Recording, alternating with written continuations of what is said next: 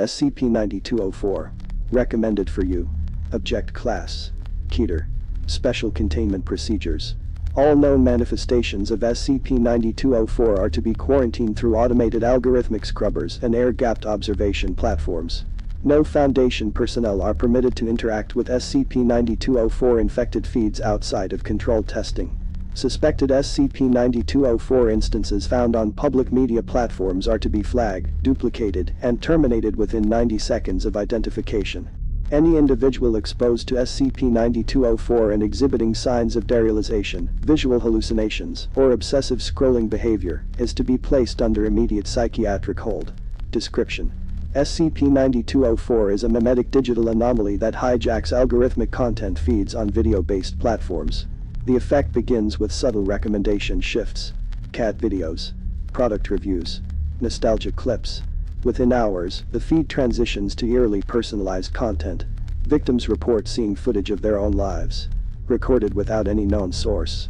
In controlled testing, subjects reported recommendations showing live footage of themselves sleeping, private memories, dreams, imagined scenarios that later occur exactly as depicted.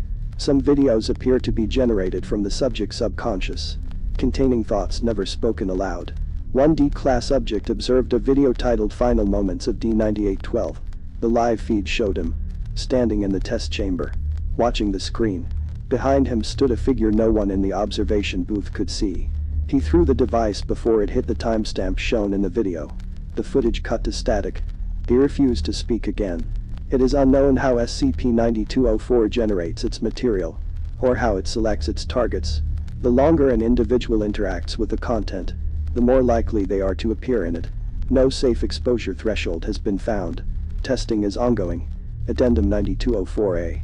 This entry was recovered from a corrupted observation log found embedded inside a local content platform's recommendation cache.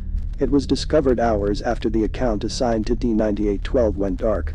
Access to the original file now redirects to a looping video titled Recommended for You. Playback auto initiates upon loading. No controls are visible. Termination protocols fail. The tape ended, but the feed didn't. Just static, analog static, flickering across a digital system that shouldn't even be able to generate it. When it finally stopped, the screen went black. That's all the file gave me. That's all I got from it. The rest came in pieces. Someone sent the footage anonymously. No sender tag, no embedded key or traceable metadata. Just a plain file folder dropped into one of my sandbox inboxes, sitting there like it had always been. Inside were partial logs, fragments of an observation session, corrupted video thumbnails, and a device profile for a phone that no longer exists in any Foundation asset database. Not that I trust any of those records, not anymore. They're hiding something. Again, of course. The phone's housing was burned through at the edges, like it had been flash-fried from the inside out. But the system image was preserved, cloned by someone who knew what they were doing. The file tree was minimal. No apps, no root logs, just a stubbed-out video platform shell and a long string of local media files. Each one named the same, unsettling thing. Recommended for you. No timestamps, no uploader tags, no locations. Just 46 separate videos, all auto-labeled the same way. Most of them had no visible thumbnail until you clicked them. I didn't, not yet. Whoever recovered the phone didn't leave notes, but the naming pattern matched something I'd seen before. A scrubbed file from a dead platform account tied to SCP-9461. That one had been passed to me by a guy who simply vanished a month later. Said the recommendation feed had started showing his own security footage. First his front door, then the inside of his room, then his dreams. He just stopped answering emails after that, like he was never there. All I ever got was a final screen recording with one thumbnail stuck at the top of the feed. The title was blank. The description, just one line, chillingly precise. Watch this before it happens. I ran the SCP-9204 set in an isolated sandbox rig, no network connection, no system permissions, no runtime access. The files still reacted. One played without input, like it had a mind of its own. Another tried to overwrite its own checksum, a digital suicide attempt. A third simply opened to a still image. A man, unsettlingly still, sitting in a chair, staring directly at the lens. But it wasn't just him. There was something else in the background. A doorway, blurred, almost a smear, and behind it, just at the edge of the frame, a second figure, watching from the deepest dark. The still had no time code, no length, just a progress bar that crawled, and a countdown, always running. The Foundation never released this material, which means someone inside wanted it seen, not by them, by me, and now, maybe by you too. I left the countdown alone. Whatever it was tracking, it didn't need my input. It wasn't counting toward an event, it was just ticking, a quiet, relentless pulse. As if the file itself was waiting for the right moment to finish playing, even if no one ever hit play, even if I never touched it again. It didn't surprise me. I'd seen fragments like this before, behavioral fingerprints left in code that never fully executes. But this wasn't embedded logic, this was something deeper, structured intent, utterly without a visible source, something alive in the code or pretending to be. Whoever sent me this data wasn't trying to warn me. No, they wanted me to keep watching. They needed me to. I dug through what remained of the mirrored research logs.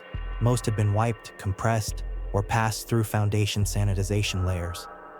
But one entry slipped through, an archived test session pulled from Site 19, tied to a name I didn't recognize. A name that now haunts me, Mei Lin. Her profile was a ghost, blank, no current assignment, no clearance history, just a test ID and a closed evaluation, a footnote in some forgotten record. The logs didn't explain how she was exposed to SCP-9204. The suggestion was passive contact, something visual, environmental.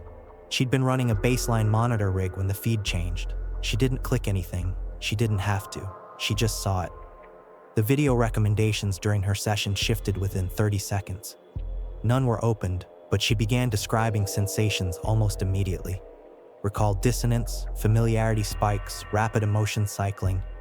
The terms clinical and cold don't mean much until you read the transcript, until you hear her voice. She described seeing a thumbnail that reminded her of a kitchen her mother used to cook in when she was 5. A gentle, childhood memory turned twisted.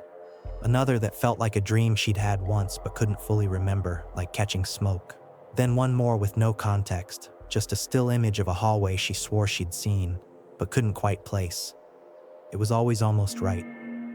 By the end of the session, she simply stopped speaking, a silent void where her thoughts had been. The psych eval said her recall remained intact, but when asked to describe the thumbnails again, she gave different answers.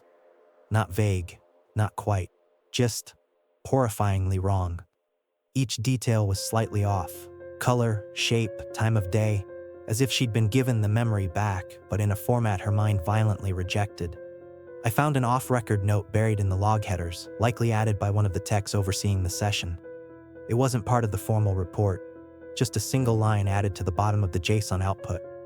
She asked if we remembered the video, not the event. That's when I knew.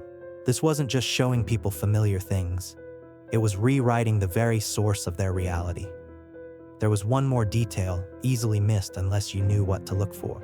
The device used in her session saved a cached playlist. It wasn't stored on the drive itself, but in a persistent thumbnail render directory. 3 files, each with stripped metadata and no view count. The titles were simple. Your first memory, your final dream, recommended for you. Only the last one was playable. The others were present, but blank. No timestamp, no resolution, just placeholders, waiting for something. That's when it started to feel familiar, like a hand on my shoulder. I hadn't just found something dangerous. I'd found something designed to be found. These videos weren't scattered. They were staged, and someone or something desperately wants them to reach people like me. The deeper I went into the logs, the colder I grew. It was impossible to believe any of this was accidental. Too many files were auto-generated without any platform input. Too many view histories were logged on devices that had never accessed the content, and some thumbnails weren't even consistent. They'd change depending on when I opened the directory. Same file name and size, different image. It wasn't random, not at all. It was reacting, to me. I picked one from the Mei Lin dataset. It hadn't been opened during the original session. There was no metadata attached, just a static thumbnail that looked like a dim living room with a fridge in the corner. I spoofed the device date, jumped it forward a year, then 5. The thumbnail didn't change. But when I rolled the clock back to the exact moment of the session start, the frame flickered. I caught it in a screen capture. Barely. My fingers were shaking. It was a child's drawing. Crayons, tape on the corners, stuck to a refrigerator door. Faded colors, like it had been there for years. In the lower corner, written in a shaky hand, was a phrase. "You're still here," a cold whisper from the page. People like to assume this kind of anomaly is just data mimicry, some advanced algorithm scraping memory fragments through behavior prediction. And sure, that theory explains the personalization, the eerie relevance, even the emotional targeting. But it doesn't explain where the content comes from. The original footage never exists anywhere outside of the recommendation. It has no true source. There are no cameras, no uploaded files, no cached data outside the playback frame. The video exists when it's shown, and not before. And every time someone sees it, they stop remembering the moment itself. The real moment. They remember the clip, the manufactured memory.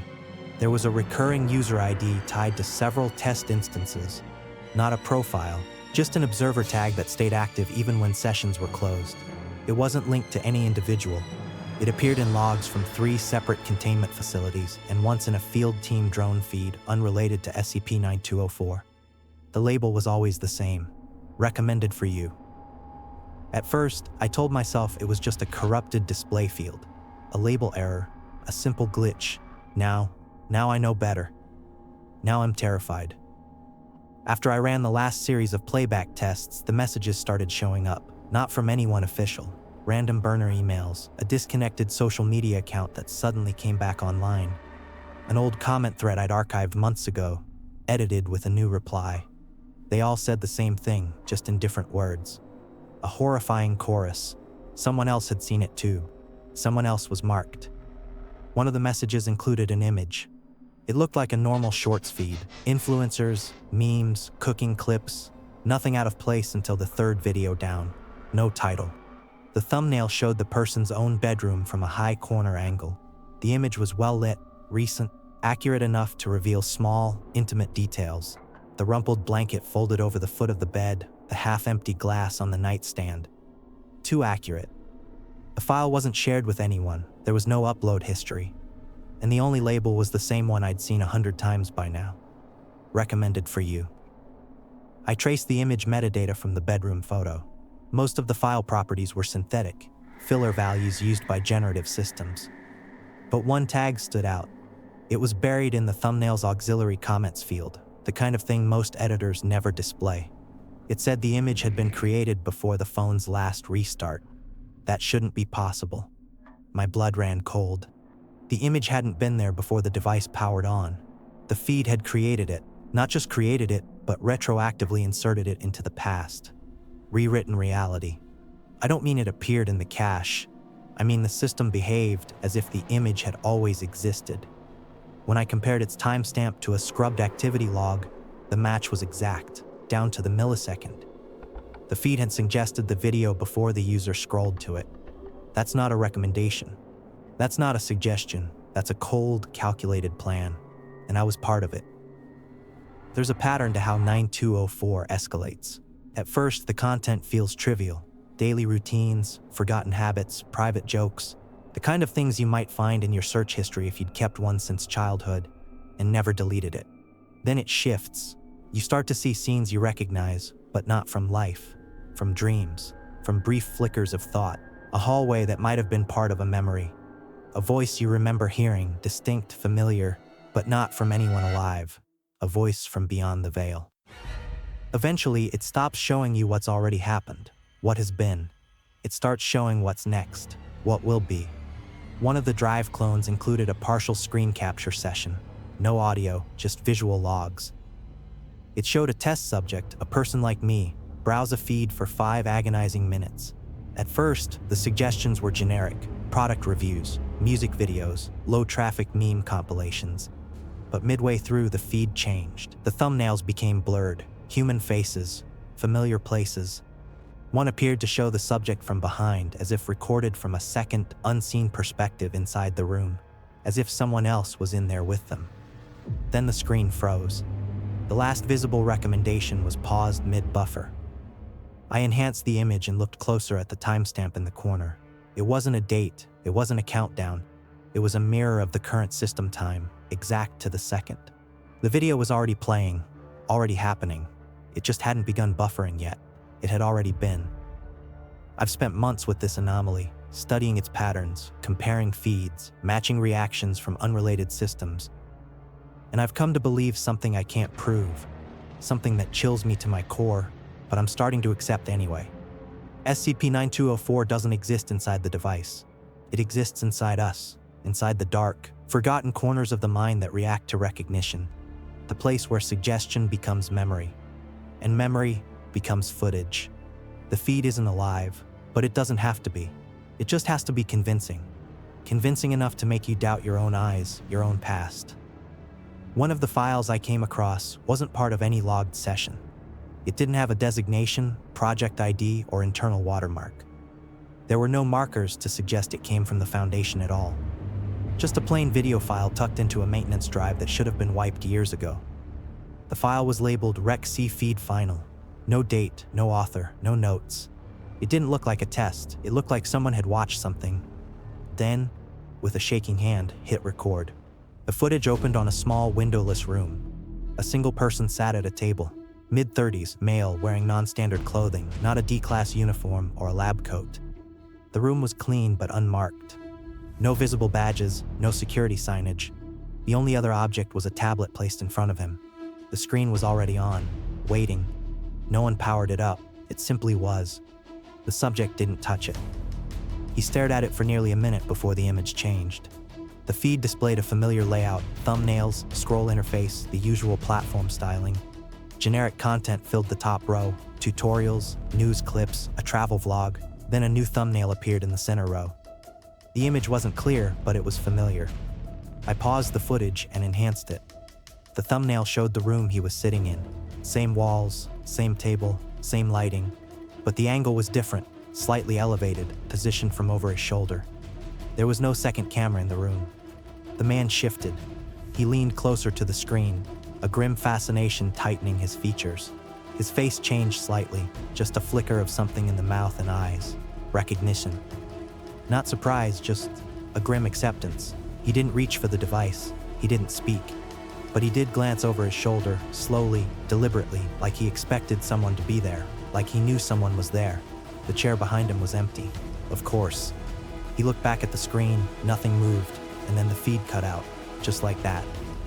I checked for any matches on his face, voice print, posture, anything. No database hits, no personnel file, no civilian match. It's like he didn't exist in any system we track, which usually means the footage was fabricated. But I don't think it was. I can't think it was. The lighting matched the test room specs from Site 41 down to the placement of the overhead fixture. That location has been decommissioned since 2019, and the room no longer exists. But this wasn't a mock-up or simulation. Someone recorded that interaction. Someone wanted it saved. Wanted it seen.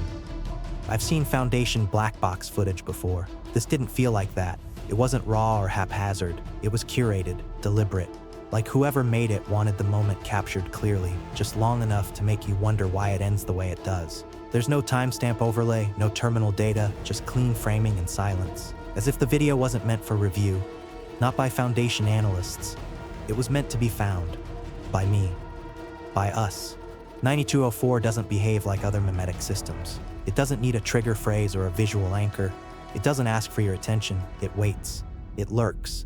Until you're already looking at something else, then it quietly, seamlessly moves into place.